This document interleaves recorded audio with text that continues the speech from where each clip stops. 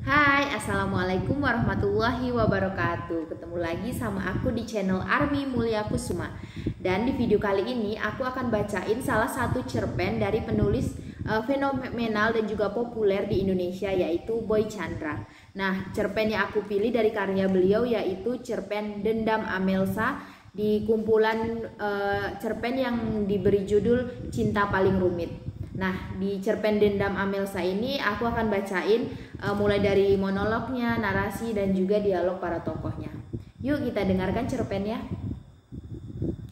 Beberapa orang mungkin akan berpura-pura baik di depanmu, namun nyatanya ia menaruh pisau di balik punggungnya.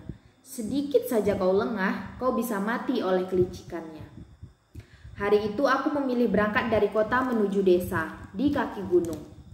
Menempuh nyaris 2 hari 2 malam perjalanan darat. Aku tidak tahu harus kemana lagi. Kota ini sudah membuatku merasa sesak. Selain kemacetan yang meraja, juga pengkhianatan yang sudah menjadi kebiasaan. Orang-orang di kota ini sangat suka memakai topeng. Kalau kau datang dari luar kota atau daerah lain, kau mungkin akan bisa merasakan betapa baiknya orang di kota ini. 1 atau 2 hari setelah itu, kau tidak akan menemukannya lagi. Semua yang terlihat manis di awal itu sesungguhnya hanyalah seperti empedu yang digulai. Aku meninggalkan kota yang sudah kudiami sejak kecil. Ibu dan ayahku merantau ke kota ini sebulan setelah aku lahir. Aku tumbuh dan berkembang di antara banyak pengkhianat. Itulah yang membuatku menjadi terbiasa dengan segala kepalsuan yang ada di kota. Kalau aku ceritakan, hampir semuanya pernah kulalui. Dikhianati teman, dikhianati sahabat, bahkan dikhianati ayahku sendiri. Satu orang yang tidak pernah mengkhianatiku adalah ibuku. Itu pun karena setelah umurku 4 tahun, ibu meninggalkan dunia. Ia pergi dengan segala hal yang ditinggalkannya. Sejak itu aku tinggal bersama ayah, sebelum setahun setelahnya ia menghilang. Jadilah aku anak jalanan yang tumbuh dengan segala hal yang tidak menyenangkan. Aku berjuang di bawah panas dan hujan. Tidak usah bicara makan enak kepadaku. Aku hampir tidak pernah bisa merasakannya. Bukan karena aku tidak punya uang. Kalau mau, aku bisa saja ikut dengan temanku yang suka menjara anak-anak orang kaya. Namun, aku tidak melakukannya. Aku memilih mencari uang dengan caraku, cara yang baik menurutku. Meski aku tidak tahu apakah rezeki yang aku dapatkan itu halal atau haram. Setidaknya, aku tidak menjarah, aku tidak menjadi begal seperti teman-temanku yang lain. Di kota ini, kami diajarkan lebih baik menjadi penjahat daripada menjadi koruptor. Kau tahu kenapa? Penjahat adalah orang yang dicap jahat saat ditangkap polisi. Kami akan menerima hukuman yang setimpal dengan kejahatan kami, atau bisa jadi lebih. Jika kau menjadi koruptor, kau akan seperti ulat di dubur babi yang sudah mati. Mesti tahu dubur babi itu mengandung cacing pita yang bisa menyebabkan penyakit berbahaya. Ketamakan kadang membuat hal paling berbahaya pun menjadi pilihan menarik. Seperti ulat di dubur babi, seperti koruptor. Aku tidak memilih menjadi koruptor ataupun penjahat. Kata ibuku sebelum ia meninggal, keduanya sama saja. Sama-sama menjadikan orang lain kehilangan haknya. Itulah hal yang membuat aku sering dikhianati teman-temanku. Aku memilih menjadi penyanyi lampu merah. Anak-anak yang mungkin di mata sebagian orang adalah anak-anak hina. Hal yang tidak mereka sadari adalah kami tidak punya pilihan lagi. Itu adalah pilihan terbaik di antara pilihan terburuk yang kami punya. Kalau ingin berpendapat, kami juga tidak ingin menjadi orang miskin. Namun, miskin bukanlah hal yang tidak bisa kami pilih. Sejak ibuku meninggal dan ayahku menghilang, kesedihan dan kemiskinan adalah teman baik bagiku di kota para pengkhianat ini.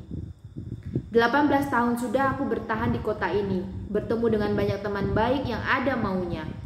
Hingga suatu ketika, aku bertemu dengan perempuan yang membuat aku merasa ternyata masih ada cinta di kota ini. Namun, semua itu terjadi sebelum kemarin ia mengajarkan aku. Cinta pun bisa menjadi pengkhianat. Hal yang membuat aku benar-benar tak ingin bertahan lagi di kota ini. Setelah berjuang bertahun-tahun menempa diri dengan segala kemunafikan yang ada di sekitarku. Itulah awalnya aku berangkat ke desa di kaki gunung. Kata ibuku, ada perempuan yang bisa kupanggil nenek di sana. Sewaktu kecil, ibu sering bercerita kalau dia rindu kepada ibunya. Meski menjelang kematiannya, ia tak bisa membayar rindu itu. Pulang. Pukul 4 subuh, setelah perjalanan naik bus nyaris 2 hari 2 malam itu, aku sampai di depan sebuah rumah tua yang bentuknya tidak lebih daripada tempat tinggalku di kota. Namun masih lebih bersih. Di halamannya tumbuh berbagai jenis bunga. Hal yang berbeda dengan kehidupanku di kota. Di halaman gerbong bekas kereta yang menjadi tempat tinggalku hanya ada sampah. Itu yang menjadi awal aku meyakini desa ini adalah pilihan yang tepat. Aku pun mengetuk pintu. Dari dalam rumah keluar seorang perempuan dengan lampu togok di tangannya. "Siapa di sana?" "Saya, Nek. Nama saya Beni." "Beni?"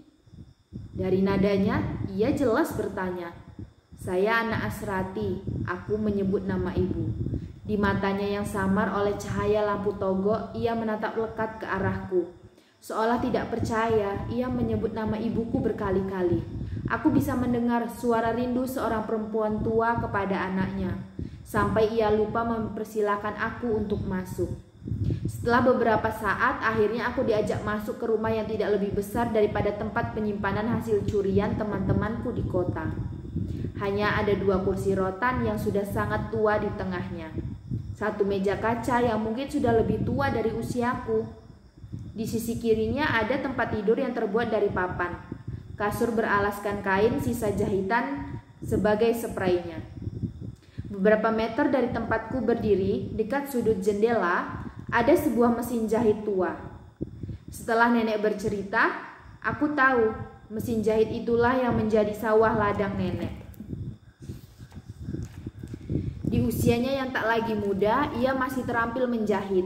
Ia menjahit pakaian warga desa ini, dibayar dengan harga sekadarnya. "Apa yang membawamu bisa ke sini?" Sungguh, aku tidak tahu harus memulai pembicaraan dengan kata apa yang tepat untuk menjawab pertanyaan nenek. Alasannya banyaknya para pengkhianat di kota rasanya tidak cukup kuat untuk menghantarkan aku berjalan sejauh ini. Apa aku harus mengatakan yang sesungguhnya kepada nenek? Aku berangkat dari kota membawa hatiku yang patah, atau aku harus berbohong seperti kehidupan di kota yang sering aku dapati? Kalau begitu, jika tetap harus berbohong, untuk apa aku melarikan diri sejauh ini? Namun, jika bukan aku yang menemui nenek, dia pasti tidak akan pernah menemui aku.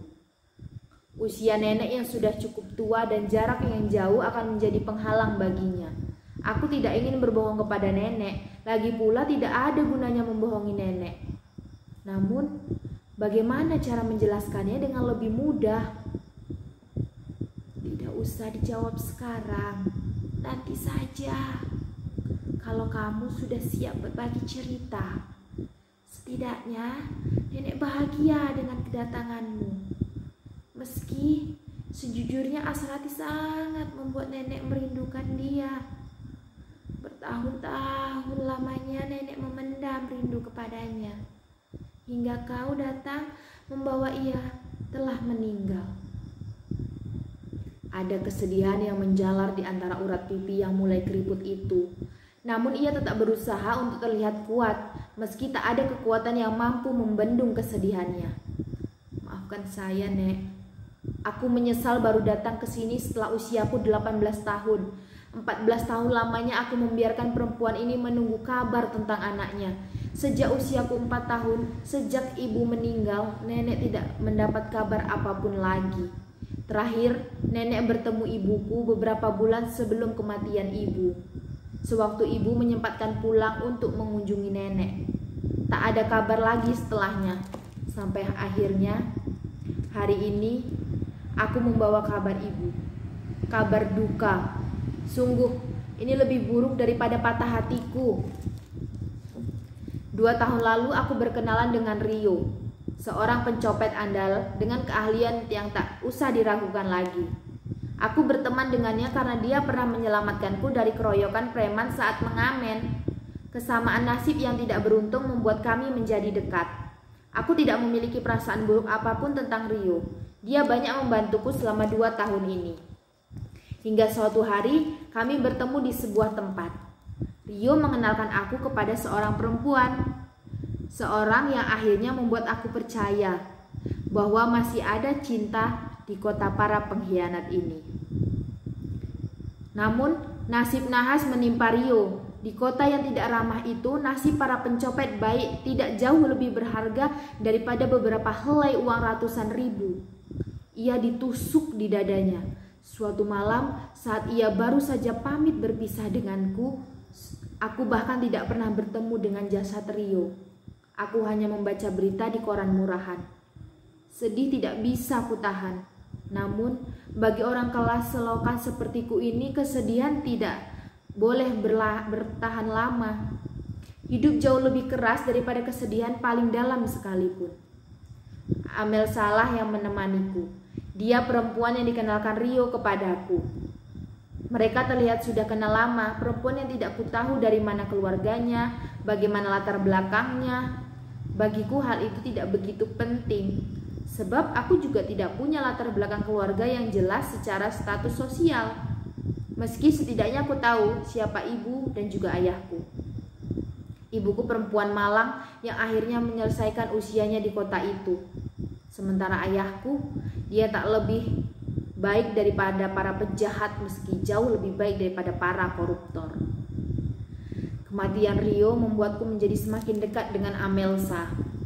Dan yang orang-orang sebut cinta pun jatuh dari matanya. Menjalar di dadaku, asmara memuncak di kota itu.